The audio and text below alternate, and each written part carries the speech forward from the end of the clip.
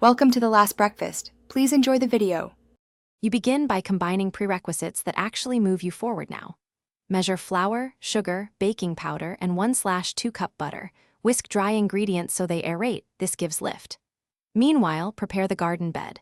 Loosen 2-3 inches of soil, fold in 20% compost, and mark rows for seeds.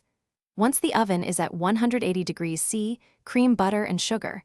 Add eggs one at a time so the batter emulsifies. These first actions set texture for cake and structure for seedlings. Once your batter is smooth, combine wet into dry slowly and fold. Overmixing develops gluten and makes cake tough. Pour into a greased pan and level the top for even rise. At the same time, place seeds at twice their diameter and tamp soil lightly. Water to about 80% moisture so roots establish without drowning. Bake 25-35 minutes and test with a skewer until it comes out clean. Make sure to give seedlings filtered light for the first 48 hours to prevent shock. When the cake comes out, cool it 10-15 minutes in the pan, then transfer to a rack so steam escapes and texture sets. Frost only when completely cool to prevent sliding. For plants, wait until true leaves, then thin to recommended spacing and add mulch to cut evaporation.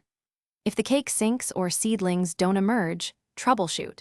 Verify your oven temperature with a thermometer and improve soil drainage or adjust watering frequency. One key fix, correcting temperature or moisture, solves most problems.